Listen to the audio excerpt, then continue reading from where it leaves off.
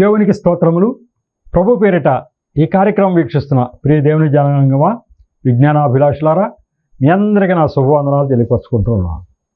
ఈరోజు 224వ ఎపిసోడ్కి వచ్చాం. ఇది ప్రార్థనా టీవీ. మరి 224వ ఎపిసోడ్లో మనం చెప్పుకోవాల్సింది ఏంటంటే, ఇతర జనుల దగ్గర నుంచి వచ్చేటువంటి అనేక సందేహాలకి సమాధానాలు చెప్తూ 6వ ప్రశ్నకి సమాధానం సగం చెప్పా. 6వ ప్రశ్నకి ఈ 6వ ప్రశ్న చాలా ఇంపార్టెంట్. తెలిసి తెలియని వారు కొంతమంది ఈయన విదేశీ దేవుడు అన్నారు. అదే ప్రశ్న.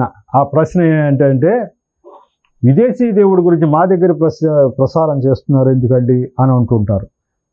ఆయన విదేశీ దేవుడు, ఈ దేశంలో ప్రచారం అంటే ఈ దేశానికి ఒక దేవుడు, ఇంకో దేశానికి ఒక దేవుడు ఉంటారు అన్నటువంటి అర్థంతో అంటూ ఉంటే, ఆయన ఎలా విదేశీ దేవుడు బాబు అని చెప్తూ, ఈ ఋషులందరూ ఏం రాస్తున్నారంటే, సృష్టికర్త అయిన దేవుడు ఈ ప్రపంచానికి సంబంధించినటువంటి దేవుడు అని ఋషులు రాస్తున్నారు. ఆ విషయాన్ని మీరు అది ఎప్పుడు తెలియదు మీకు. ఆ వేదాల్లో ఆ విషయాలు ఉన్న విషయం మీకు ఎవరూ చెప్పలా. ఇప్పుడు మేమన్నా చెప్తున్నాం. అసలు ఆ పదం విదేశీ దేవుడు అనే పదం రావడానికి అర్థం ఏంటంటే, దేవుడు ఒక్కడే అని వాళ్ళకి తెలియదు. ఒక దేశానికి ఒక దేవుడు, ఇంకో దేశానికి ఒక దేవుడు ఉంటారు అనుకుంటున్నారు వాళ్ళు. అసలు వేదాల్లో ఉన్నటువంటి మాటలు కానీ, బైబిల్ గ్రంథంలో ఉన్న మాటలు కానీ వారికి తెలియవు. తెలిసి ఉంటే దేవుడు అన్న ఆయన ఒక్క ఆయనే అని వాళ్ళకి తెలిసేది. ఈ ప్రపంచానికి అంతటికీ సృష్టికర్త అయిన దేవుడు ఒక్కడే అనే విషయం వాళ్ళకి తెలిసేది. తెలియక విదేశీ దేవుడు అంటున్నారు. విదేశీ దేవుడే అనుకున్నారు. అది ఎట్లా కాదో చెప్పే దాంట్లో, భారతదేశంలో శకదేశపు మహారాజు శాలివాహనుడట. వీళ్ళు ఎప్పుడు పరిపాలించారు ఏంటో చరిత్ర మీకు చెప్తానని చెప్పారు. ఆయన ప్రత్యక్షమయ్యాడు. ఈ శాలివాహన చక్రవర్తికి శకదేశపు రాజు ఆయన ఆ చక్రవర్తికి ప్రత్యక్షమై, ఎవరు ఒక దివ్య పురుషుడు ప్రత్యక్షమై తెల్లటి వస్త్రాల్లో వస్తే, మీరు ఎవరయ్యా అని అంటే, నేను దేవుని కుమారుణ్ణి, కన్యక గర్భాన జన్మించిన వాణ్ణి, నా పేరు యేసుక్రీస్తు అని ఆయనే చెప్పాడు. కాబట్టి దేవుడన్న ఆయన ఒక్కడే, ఆయన కుమారుడు ఒక్కడే. మరి ఆయన యేసుక్రీస్తు అని ఆయన స్వరం వినిపించి చెప్పాడు. ఎక్కడ? భారతదేశంలో. వీళ్ళు ఎప్పుడు పరిపాలించారు శాలివాహనంలో అని నేను చూశాను. ఈ దక్షిణ భారతదేశంలో శాతవాహనులు అనేవాళ్ళు పరిపాలించారు ఆంధ్రదేశాన్ని. ఎప్పుడు? యేసు ప్రభు ఈ లోకానికి రాకముందు సుమారు 800 సంవత్సరాల వెనక్కి వెళితే అప్పుడు శాతవాహనులు దక్షిణ భారతదేశాన్ని పరిపాలించారు. ఈ శాతవాహనులు పరిపాలించిన కాలంలోనే కొంతకాలము విజయవాడకి 30 కిలోమీటర్ల దూరంలో ఉన్న శ్రీకాకుళం అనేటువంటి ఊరు, కృష్ణానది పక్కన ఉన్న ఊరు రాజధానిగా చేసుకుని శాతవాహనులు ఈ యొక్క దక్షిణ భారతదేశాన్ని పరిపాలించారని చరిత్ర చెప్తా ఉంది. ఈ దక్షిణ భారత ఆ ఊరు ఇదివరకు నేను చూడాల. కృష్ణా జిల్లా వాసినైనప్పటికీ ఈ మన పూర్వీకులైనటువంటి శాతవాహనులు 500 సంవత్సరాలు పరిపాలించారంట దక్షిణ భారతదేశాన్ని వాళ్ళు, శాతవాహనులు. ఇక్కడ దక్షిణ భారతదేశాన్ని శాతవాహనులు 500 సంవత్సరాలు పరిపాలించారని చరిత్ర చెబుతోంది. అప్పుడే ఈ శాలివాహనులు కూడా మరి ఉత్తర భారతదేశం వైపు పరిపాలించారట. శాలివాహనులు కూడా అంటే ప్రభు కంటే ముందు సుమారు 800 సంవత్సరాలు ఆ ప్రాంతాలకు పరిపాలించి భారతదేశంలో వెళ్ళినటువంటి వాళ్ళు.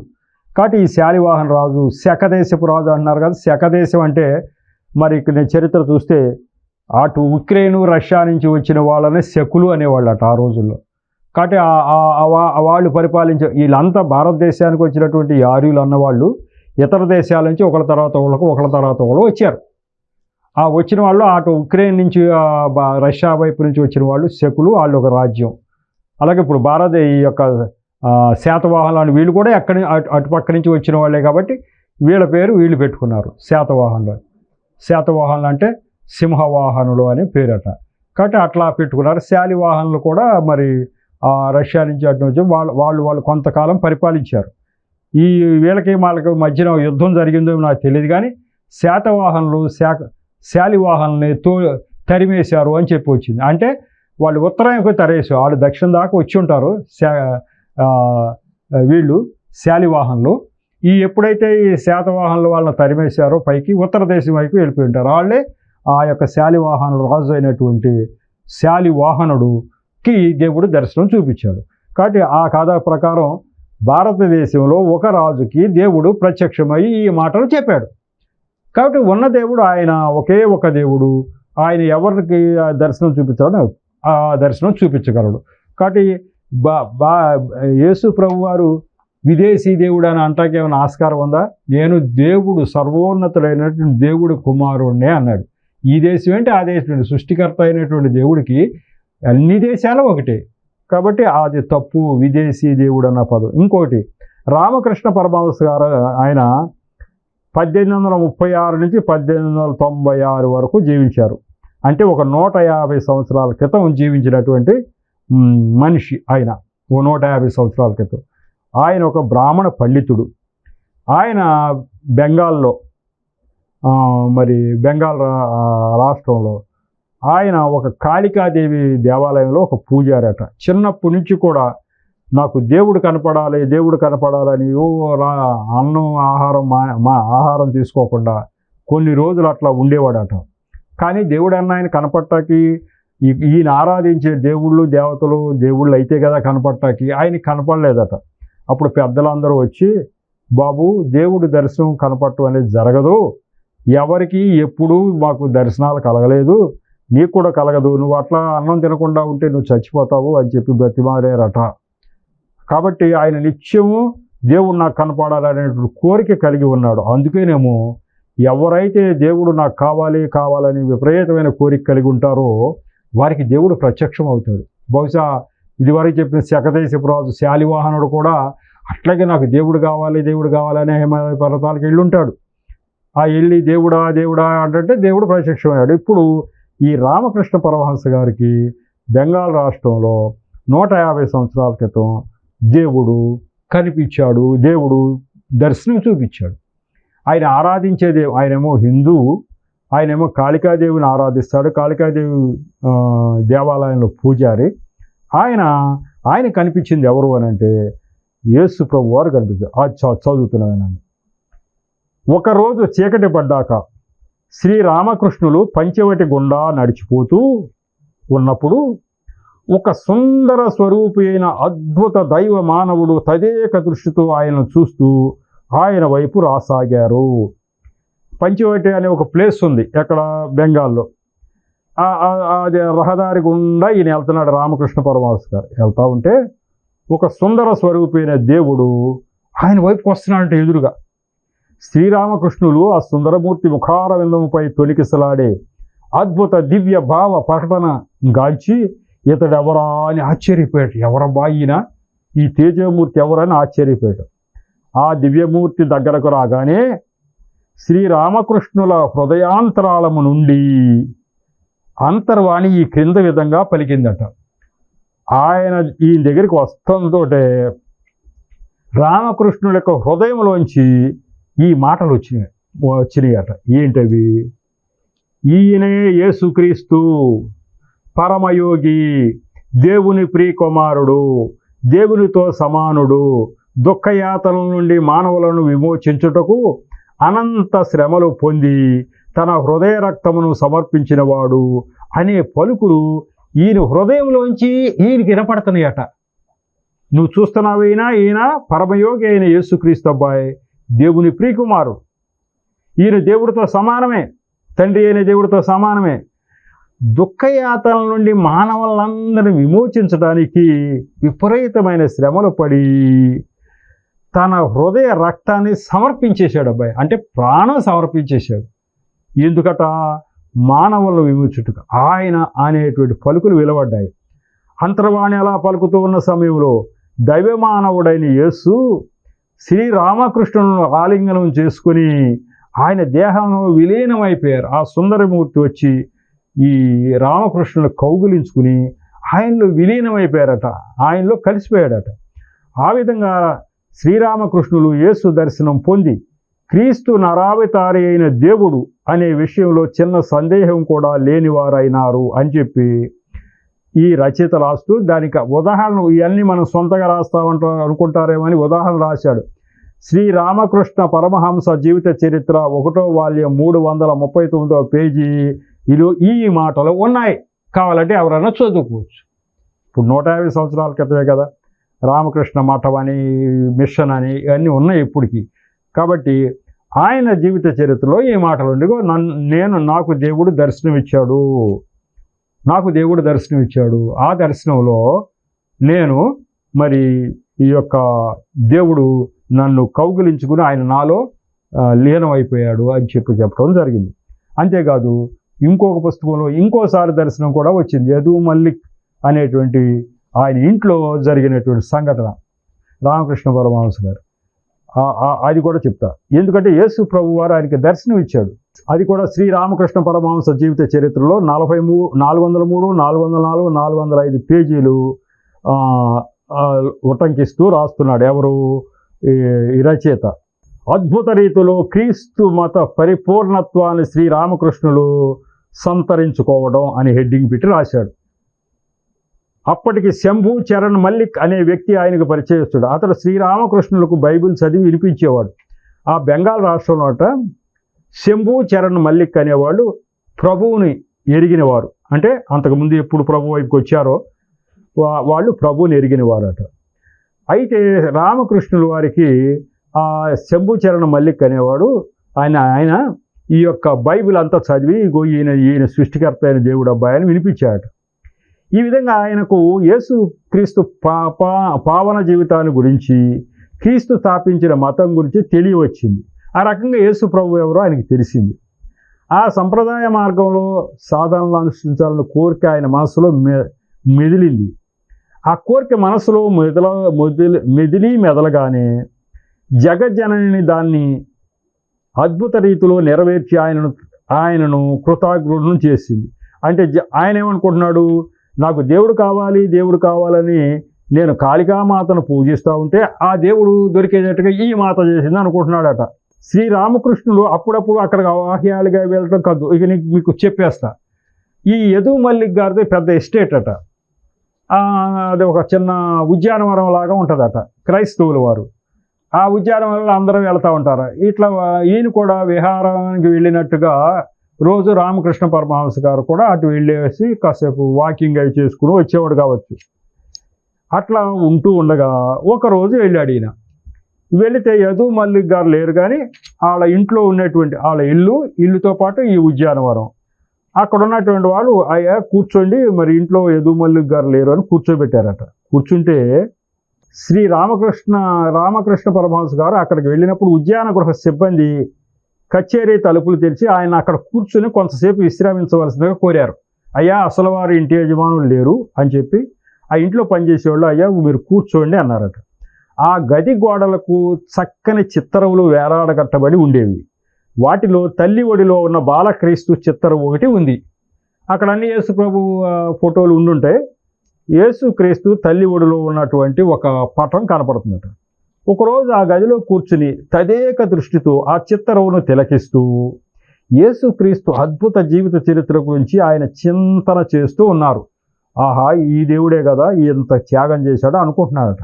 ఆ సమయంలో ఆ చిత్రం సజీవమై దివ్యకాంతితో ప్రకాశింపసాగిందని, ఆ తల్లి తనయుడు బాలయేసు దేహాల నుండి కాంతి పుంజాలు బయలువెడలి తమ హృదయంలో ప్రవేశించి తమ మానసిక భావనలన్నిటినీ ఆమూలాగ్రం పరివర్తన చెందించడమని ఆయన చెప్పేవారు. రామకృష్ణ పరమహంస గారు ఏం చెప్పేవాళ్ళట, ఆ రోజు ఎప్పుడైతే యేసుక్రీస్తు వారు ఆయన తల్లి ఒడిలో ఉన్న విగ్రహం ఆ యొక్క పటం చూశాడో అక్కడి నుంచి కాంతి వచ్చేసి ఇల్లు హృదయంలోకి తట్టిందంట. ఆ రోజు నుంచి ఆయనకి దేవుడి యొక్క శక్తి ఆయనలో వచ్చింది అని చెప్పడం జరిగింది. ఇక ఆ తర్వాత హిందూ దేవతల్ని ఆయన పూజించాలని మనసు అంగీకరించలేదు. ఫలితంగా హిందూ దేవతామూర్తుల పట్ల ఆయనకున్న భక్తి ప్రేమలు అదృశ్యం అయిపోయాయి. వాటి స్థాని యేసుక్రీస్తు పట్ల భక్తి, ఆయన సంప్రదాయం గొప్ప భక్తి విశ్వాసాలు శ్రీరామకృష్ణుల హృదయంలో పాదుకుపోయాయి అని చెప్పి రాస్తా ఉన్నాడు. ఆయన ఇక ఆ యొక్క కాళికా దేవాలయానికి వెళ్ళి ఆ పూజలు చేయటానికి ఆయనకి మనసు అంగీకరించలేదు. అసలైన దేవుడు యేసు ప్రభు అని తెలియదు. మరి అట్లా దేవుడు ప్రత్యక్షమయ్యాడు ఈయనకి దేవుడు ప్రత్యక్షమయ్యాడు. మరి మరి ఆయన యేసు ప్రభుని అంగీకరించారంటే అంగీకరించలేదు. దీంట్లో ఆ విషయం మీకు తెలియాలి. ఆయనకైతే దేవుడు ప్రత్యక్షమయ్యాడు. ఈ ప్రార్థన చేసేటువంటి హిందూ దేవుళ్ళు ఎవరు దేవుళ్ళు కారు అని తెలిసి ఆ లోపలికి ఆ గుళ్ళోకి ఎంటర్ కాలేకపోతున్నాడు. కానీ అప్పటికున్న పరిస్థితుల్లో ఆ బ్రాహ్మణ సమాజంలో మరి యేసు ప్రభువుని అంగీకరించడం అంటే మరి వాళ్ళు చులకంగా చూస్తారని కావచ్చు, ఇంకేమన్నా కావచ్చు. కానీ ఆయన యేసు ప్రభువుని అయితే అంగీకరించలేదు. ఆయన మనసులో అయితే నిత్యము యేసు ప్రభు ఉండారు. యేసు ప్రభు మాట్లాడాడు, కౌగులించుకున్నాడు, ఆయనలో లీనమైపోయాడు. ఆయన ఫోటో చూసినప్పుడు ఆయన కాంతి పుంజాలు వచ్చి హృదయాన్ని తాకిన ఇదంతా జరిగింది. కానీ హిందూ దేవుళ్ళని ఆరాధించలేకపోతున్నాడు. యేసు ప్రభు రావటానికి ఆయన మరి ధైర్యం చేయలేకపోయాడు, రాల. అందుకనే రామకృష్ణ మిషను, రామకృష్ణ మఠం ఇవన్నీ స్థాపించి హిందూ మత ప్రచారానికి ఉపయోగపడుతుంది. కానీ ఇప్పుడు ఆయన జీవిత చరిత్ర ప్రకారం ఆయన్ని దేవుడు దర్శించాడు. అయినప్పటికీ ధైర్యం చేసిన వారు మాత్రమే యేసు ప్రభువుని అంగీకరిస్తారు. సాతాను కట్టల నుంచి బయటికి ఛేదించుకురావాలి. మరి ఆయన ఉన్నట్టు కుల కట్టుబాట్లు కానీ, సంఘ కట్టుబాట్లు కానీ ఆ రోజుల్లో యేసు ప్రభు వారు ఆయనకి కనిపించినప్పటికీ కూడా ఆయన యేసు ప్రభువుని అందరి ముందు బహిరంగంగా అంగీకరించాల. కాబట్టి అట్లా అంగీకరించే వాళ్ళు ఉంటారు, అంగీకరించలేని ఉంటారు. అట్లాగే ఆయన శిష్యుడైనటువంటి వివేకానందుడి గురించి కూడా మనం కొద్దిగా చెప్పుకోవాలి. వివేకానందుడి గురించి కూడా చెప్పుకోవాలి. ఆయన శిష్యుడు ఇప్పుడు ఈ రామకృష్ణ పరమహంస గారు 60 సంవత్సరాలు బ్రతికాడు. ఆయన శిష్యుడు వివేకానందుడు అయితే 34 సంవత్సరాలే బ్రతికాడు. ఆ వివేకానందుడి గురించి మరి ఆయన ఏమన్నారో వివేకానందుడి గురించి కూడా మనం చెప్పుకుంది. ఎందుకంటే ఈయన విదేశీ దేవుడు అని తెలియని వాళ్ళు అంటున్నారు. విదేశీ దేవుడు అయితే రామకృష్ణ పరమహంస గారికి, ఒక బ్రాహ్మణ పండితుడికి, బ్రాహ్మణ పూజారికి దర్శనం ఎట్లా వచ్చింది?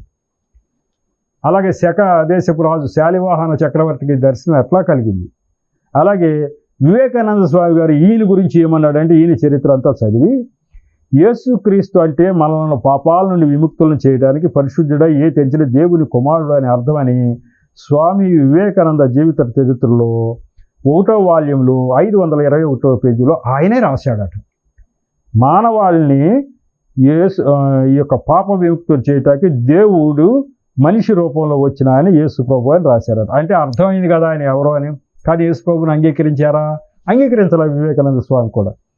ఈ చరిత్రలో రాయబడి ఉంది. రామకృష్ణ పరమహంసకి శిష్యుడు వివేకానందుడు కదా. ఈయన మరి ఏ సంవత్సరం 1890 ఆ ప్రాంతంలో ఈయన చికాగో అనే నగరానికి వెళ్ళాడు. చికాగో నగరం వెళ్ళాడు. ఎక్కడ? అమెరికాలో. అక్కడ సర్వమత సమ్మేళనం అనేది జరుగుతుంది 1893లో. ఈయన చనిపోయింది 1897. 1896లో రామకృష్ణ పరమహంస గారు ఆయన చనిపోయాడు. సరే, మొత్తం మీద ఈ రామకృష్ణ పరమహంస గారు శిష్యర్కంలో ఉండగా రామకృష్ణ పరమహంస గారు ఆయన జీవిత చరిత్రలో రాశాడు, బాబు నాకు దేవుడు ఎవరో ప్రత్యక్షమయ్యారో నీకు చెప్తాను, నువ్వు అమెరికా వెళ్ళాలి కదా, వెళ్ళి వచ్చిన తర్వాత విషయం చెప్తా అన్నాడు. ఆ వివేకానందుడు తెలీదు ఏ దేవుడు ఏంటి అనేది. ఈయన యేసుప్రభు వారు ప్రత్యక్షమైనప్పటికీ అది బయటికి చెప్పట్లేదు. ఆయన యేసు ప్రభు వైపుకి చూడలేదు. ఈ వివేకానందుడికి దేవుడు ప్రత్యక్షమయ్యాడు, నాకు మీకు వచ్చిన తర్వాత, చికాగో నుంచి వచ్చిన తర్వాత చెప్తా అన్నమాట. ఈ చికాగో నగరం వెళ్ళాడు. ఆయన వచ్చేలోగా ఈయన చనిపోయాడు. 93లో ఆయన చికాగో నగరం వెళ్ళాడు. 1893లో. 1896లో రామకృష్ణ పరమహంస చనిపోయారు. ఎందుకంటే అక్కడ 6-7 సంవత్సరాలు ఉండి వచ్చాడు ఈయన. చికాగో నగరం అక్కడ అన్ని చూసుకుని వచ్చాడు. ఈ నగరంలో బ్రహ్మాండమైన స్పీచ్ ఇచ్చాడు ఆయన వివేకానందుడు హిందూ మతం గురించి. అంటే ఆ స్పీచ్ ఏమి ఇచ్చాడు? అసలు హిందూ మతంలో అసలు సృష్టికర్త అయిన దేవుడు ఉన్నాడని చెప్పాడా? ఎందుకు చెప్పాడు? ఏం చెప్పాడు? జనమందరూ బాగా చప్పట్లు కొట్టారట. అది 16 రోజుల ఆ కాన్ఫరెన్స్, సర్వమత సమ్మేళనం జరిగింది. 12 సార్లు అవకాశాలు ఇచ్చారు వివేకానందుడికి మాట్లాడతాడు. అన్ని మతాల వాళ్ళు మాట్లాడమంటారు కదా, 12 సార్లు మాట్లాడాడు. మాట్లాడితే అందరూ చప్పట్లు కొట్టారు. ఏం మాట్లాడి ఉంటాడు? ఇప్పుడు మనం అందరం అనుకుంటున్నాం సృష్టికర్త అయిన దేవుడు ఎక్కడ లేడు, ఈ మనం ఆరాధించేటువంటి దేవుడికి సృష్టికర్తగా సంబంధం లేదు అని మనం అంటున్నాం.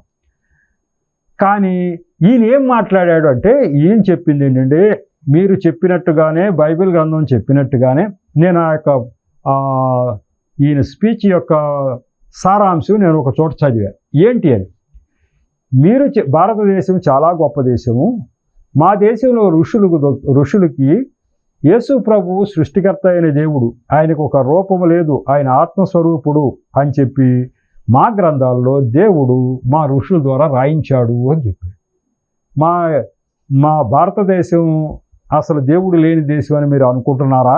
కాదు. మా భారతదేశంలో దేవుడు మా ఋషుల ద్వారా ఆయన సత్యస్వరూపుడైన ఆత్మస్వరూపి అని బయలుపరిచాడు. అందుకనే మరి మేము దేవుడిని ఎరుగని వారం కాదు, దేవుడు తెలుసు. మరి విగ్రహాలు ఎందుకు పూజ చేస్తున్నారో, మరి వాళ్ళందరూ దేవుళ్ళ అని అంటే మాకు మనసు నిలుపుకోవటం చేతకాక, ఆత్మస్వరూపుడైన దేవుడిని ఆరాధించటం మాకు వీలు కాక, మేము ఏదో ఒక రూపాలు పెట్టుకు చేస్తున్నాం. కానీ వీటన్నిటికీ ప్రథమ మూలము సృష్టికర్త అయిన దేవుడు ఆత్మస్వరూపుడు ఉండాలని మేము నమ్ముతూ ఉన్నాం. అలాగే మేము చాలా ధార్మిక బుద్ధి గలవారు, అంటే ఇతరులకు సహాయం చేయాలని నిత్యం ఆలోచిస్తాం, ఎవరికి అపకారం చేయం. మా దేశం మీదకి విదేశీయులు అనేక సార్లు దండయాత్రలకు వచ్చారు, కానీ మేము ఎక్కడ ఏ దేశం మీదకి దండయాత్ర ఏనాడు వెళ్ళలేదు. ఇతరులు వచ్చిన ప్రతి వాళ్ళని మేము ఆదరించాం. అలాగే మరి బ్రిటిష్ వారు వీరు ఎవరు వచ్చినా, వ్యాపారం నిమిత్తం వచ్చినా ఎవరు వచ్చినా కూడా వాళ్ళందరిని ఆదరించాం. మా దగ్గర ధార్మిక గుణం ఉంది, ఇతరులను ఆదరించే గుణం ఉంది, ఒకరికి అపకారం చేయము, దాన ధర్మాలు బాగా చేస్తాం. ఇన్ని మంచి గుణాలు కలిగినటువంటి మేము శాంతం దేవుడు లేడు మాకు అని మీరు అనటం సబబు కాదు. మా గ్రంథాల్లో వేద ఋషులకి దేవుడు ప్రత్యక్షమయ్యాడు, ఆయన ఆత్మస్వరూపుడైన దేవుడని మాకు కూడా వేదాల్లో ఏనాడో రాయబడి ఉంది. భారతదేశాన్ని మీరు తక్కువ అంచనా వేస్తున్నారు అని చెప్పి అక్కడ చెప్తే, ఇంత ఉందా అన్నాడు. ఆఖరికి ఏం జరిగింది, ఏ ఋషులకైతే దేవుడు ఆ ప్రేరణ ఇచ్చి ఈ యొక్క వేరే దేవుళ్ళు దేవతలు అనేది వట్టిది, అసలు దేవుడు ఆత్మస్వరూపుడైనటువంటి సృష్టికర్త అని ప్రేరణించి వేదాల్లో రాశారో ఆ పదాలే అక్కడ వాడాడట. అంటే భారతదేశంలో వేదాల్లో ఇటువంటి పదాలు ఉన్నాయా అని చెప్పి వాళ్ళకు కూడా తెలిసిందట. కాకపోతే మాకు ఆ యొక్క మనస్సు నిగ్రహించుకోలేకపోవడం చేత ఏదో దేవుళ్ళని మేము ఆరాధిస్తున్నామే తప్ప, వీటి వెనక అసలు సృష్టికర్త ఉన్నాడు, ఆత్మస్వరూపుడు అని మేము కూడా నమ్ముతున్నాము అన్నాడట. కాబట్టి యేసు ప్రభువుని అంగీకరించలేదు, కానీ ఏదో కొద్దిలో గొప్ప మా యొక్క వాదం కూడా ఇదే అని చెప్పి చెప్పడం జరిగింది. ఆ రకమైనటువంటి స్పీచ్లు ఆయన ఇచ్చడం జరిగిందట. కాబట్టి యేసు ప్రభు గురించి సర్వమానవాళి విమోచన కొరకు వచ్చాడని నేను పూర్తిగా నమ్ముతున్నానని వివేకానందుడు కూడా అన్నాడు. కానీ సంఘ కట్టుబాట్లు మరి కుల కట్టుబాట్లు ఏదన్నా కానీ రామకృష్ణ పరమహంస కానీ వివేకానందుడు కానీ యేసు ప్రభువుని బహిరంగంగా అంగీకరించిన వారు కారు. వాళ్ళకి రామకృష్ణ పరమహంసకి దేవుడు ప్రత్యక్షమయ్యాడు, అలాగే వివేకానందుడికి దేవుడైతే ప్రత్యక్షం కాలేదు, కానీ బైబిల్ గ్రంథం చదివి ఆయనకి గ్రహింపు అనేది వచ్చింది. తర్వాత ఇక పరమహంస యోగానంద అనే ఒక హైందవ యోగి రాసినటువంటి ఒక కథ ఉంది. ఒక యోగి ఆత్మకథ అని చెప్పింది. ఆయన హైందవ యోగి. ఇప్పుడు వీళ్ళంతా యోగులే. ఈ హైందవ యోగి కథ చూస్తే ఈయనే ప్రత్యక్షమయ్యాడు. అంటే భారతదేశంలో మునులకి ప్రత్యక్షమైనట్లుగానే నిన్న మొన్నటి వరకు మరి 150 సంవత్సరాల క్రితం మరి ఆ తర్వాత కాలంలో దేవుడు భారతదేశంలో మన మనుషులకి యేసు ప్రభు వారు ప్రత్యక్షం అవుతూ వస్తున్నాడు. రామకృష్ణ పరమహంసకి ప్రత్యక్షం అవడం అయిపోయింది. ఇక ఒక యోగి ఆత్మకథలో చెప్తున్నాడు, యేసుక్రీస్తుకు తన జీవిత క్రమం ఏంటో మొదటి తెలుసు. తన జీవితంలోని ప్రతి ఒక్క సంఘటన ఆయన అనుభవించింది తన కోసం కాదు, కర్మ నిబంధన వల్ల కాదు, చింతనాపరులైన మానవుల ఉద్ధరణ కోసమే వాటిని అనుభవించాడు. మత్తయి, మార్కు, లోక, యోహాను అనే సువార్తికుల నలుగురు భావితరాల వారి ఉపయోగార్థం ఈ అద్భుత జీవిత నాటకాన్ని గ్రంథస్థం చేశారని ఒక యోగి ఆత్మకథలో ఈ హైందవ యోగి రాసుకున్నాడు. ఈయన పేరు పరమహంస యోగానంద గారట. ఒక యోగి ఆత్మకథ రాసిన ఆయన పరమహంస యోగానంద. ఆయన ఎలా రాసుకున్నాడు. కాబట్టి ఆయన రాసిన దాని ప్రకారం ఏంటంటే ఏదో కర్మ సిద్ధాంతం ప్రకారం ఏదో ఆ తప్పు చేస్తే ఎట్లా వచ్చింది, ఈ తప్పు చేసేది కాదు, కానీ మనుషులను అందరిని ఉద్ధరించడానికి ఆయన వచ్చాడు అని చెప్పి రాయటం జరిగింది. ఇక ఒక యోగి ఆత్మకథలో ఇంకా కొన్ని ఉన్నాయి. అవన్నిటిలో కూడా యేసు ప్రభు దేవుడు అని చెప్పేసి ఒకనాడు రాత్రి నేను మౌన ప్రార్థనలో మునిగి ఉన్నాను. ఎల్సినీట శాస్త్రములో నేను కూర్చునే గది ఇంద్రనేల మణి కాంతితో నిండిపోతూ వచ్చింది. ఈయన రాస్తా ఉన్నాడు. ఎవరు? పరమహంస యోగానంద గారు రాస్తున్నాడు యుగయోగి ఆత్మకథలో. ఆయన గట ఇంద్రనీలమణి కాంతితో ఆ యొక్క గది అంతా నిండిపోయిందట. పుణ్యమూర్తి యేసు ప్రభు తేజోమయ రూపాన్ని దర్శించాను. దేవుడికి స్తోత్రం. ఈయన కూడా దర్శించాడు. ఎవరు? ఈ యొక్క ఒక యోగ ఆత్మకథలో రాసుకున్నాడు ఈయన పరమహంస యోగానంద గారు. ఆ దేవుడు నాకు ప్రత్యక్షమయ్యాడు. ఆయన పలుచటి గడ్డంతో మేసకట్టుతో సుమారు 25 ఏళ్ల యువకుడులా కనిపించాడు. మధ్యలో పాపిడి తీసి ఉన్న నల్లటి పొడుగాటి జుట్టుకు వెనక దగదగ మెరిసే బంగారు అనే తేజ ప్రభ ఏర్పడి ఉంది. ఆయన నేత్రాలు శాశ్వత అద్భుత కాంతితో ఉజ్వలంగా ప్రకాశిస్తున్నాయి. నేను చూస్తూ ఉండగానే అవి అనంత రీతులుగా మారిపోతున్నాయి. ఆయన అభివ్యక్తిలో ప్రతి ఒక్క దివ్య పరిమాణంతో ఆయన అందించిన జ్ఞానాన్ని నేను సహజావబోధం ద్వారా అవగాహన చేసుకున్నాను. ఆయన భవ్య దృష్టిలో అనేక కోట్ల లోకాలను భరించే శక్తి నాకు అనుభూతమైంది. ఆయన నోటి దగ్గర ఒక పవిత్ర పానపాత్ర హోలీ గ్రెయిల్ ప్రత్యక్షమైంది. అది కిందకి దిగుతూ నా పెదవుల దగ్గరకు వచ్చి మళ్ళీ తిరిగి యేసుక్రీస్తు దగ్గరకు వెళ్ళిపోయింది. కొన్ని క్షణాల తర్వాత ఆయన మధురమైన వాక్కులు పలికారు. అవి నా గుండెలోనే పదిలపరచుకోవలసినంత వ్యక్తిగతమైనవి అని ఒక యోగి ఆత్మకథలో ఆ యొక్క యోగి చెప్తున్నారు. ఆయనకు ప్రత్యక్షమయ్యాడు. ఆయన ప్రత్యక్షమయ్యాడు కదా అని యేసు ప్రభు నమ్మారంటే నమ్మలా వీళ్ళంతా కాదు. ఈ సనాతనంగా ఉన్నటువంటి వీరుకి దేవుడు ప్రత్యక్షం అయినప్పటికీ కూడా యేసు ప్రభుని అంగీకరించలేకపోయిన వాళ్ళు ఇంత రామకృష్ణ పరమహంస, వివేకానందుడు, ఈ యొక్క పరమహంస యోగానంద గారు. ఇకపోతే యుక్తేశ్వర్గిరి పరమహంస యోగానంద గారి గురుదేవుడు ఒక ఆయన ఉన్నాడట. ఆయన గురించి కూడా చెప్పాలి. అది ఇప్పుడు చెప్పడానికి చాలదు. తర్వాత ఎపిసోడ్లోకి తీసుకెళ్దాం. మన భారతదేశంలో గొప్ప మేధావులకి, పండితులకి దేవుడు దర్శనాలు చూపించాడు.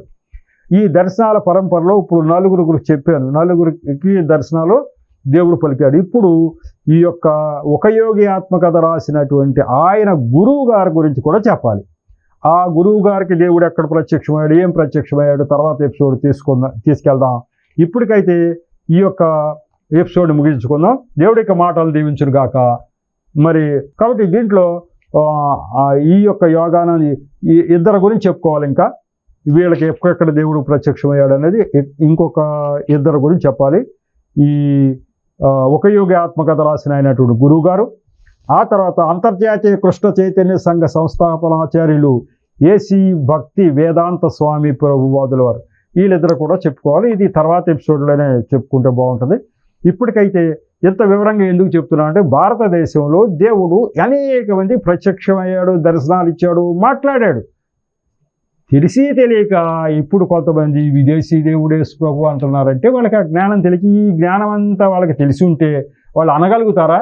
అరే మన వాళ్ళందరికీ దేవుడు ప్రత్యక్షమయ్యాడు, ఇక్కడ ఉన్నటువంటి దేవుళ్ళుగా చెప్పబడిన ఎవరికి ప్రత్యక్షం కాకపోతే యేసు ప్రభు ఒక్కరే ప్రత్యక్షమయ్యారంటే ఈయనొక్కడే దేవుడు అని చెప్పి అర్థం చేసుకోవటం కోసం ఇంత వివరంగా చెప్తా ఉన్నా. కాబట్టి ఈ ఇద్దరు పండితుల గురించి కూడా తర్వాత ఎపిసోడ్లో తీసుకెళ్దాం. మరి ఈ యొక్క ఎపిసోడ్ ఇంతటితో ముగించుకుందాం. దేవుడి యొక్క మాటలను దీవించును గాక. చిన్న ప్రార్థన చేసి ముగిస్తా. కృపగల దేవా, మహాపరిశుద్ధుడా, ప్రేమగల తండ్రి, ప్రభువా మీకు వందనా స్తోత్రాలు తెలియదు. ఈరోజు ప్రభువా ఈ 124వ ఎపిసోడ్ 224వ ఎపిసోడ్ను కూడా తగిన నడిపింపు ఇచ్చారు. నన్ను మరుగుపరిచారు. నా నోటి ద్వారా మీరు మాట్లాడారు. వింటున్న బిడ్డల హృదయాలు తెలిసి ఈ జ్ఞానాన్నంతటిని ప్రభువా వారు గ్రహించే శక్తిని దయచేసినందుకు వందనాలు స్తోత్రాలు తండ్రి. మరి ఇక ముందు కూడా ప్రభువా ఈ పరిచర్యని దీవించండి. అలాగే ప్రభువా మీరు ఉద్దేశించిన రీతిగా తండ్రి ఈ జ్ఞానం ఎంతమందికి ఏ రకంగా చేరాలో ఆ రకంగా చేరులాగా తగిన విధమైన ఏర్పాట్లు చేసి ఆశీర్వదించమని ప్రార్థిస్తున్నాను. నిరంతరం మీ కృప మా అందరి మీద, అలాగే ఈ టీవీ యాజమాన్యం, అలాగే ఈ ప్రసారాలు వీక్షిస్తున్న ప్రతి బిడ్డ మీద ఉంచి ఆశీర్వదించమని మా ప్రభువును రక్షకుడైన యేసు నామములో పరమ తండ్రిని ప్రార్థించి వేడుకుంటున్నా తండ్రి. ఆమేన్. మరొకసారి మీ అందరికీ నా హృదయపూర్వక శుభవందనాలు తెలియపరచుకుంటున్నాను.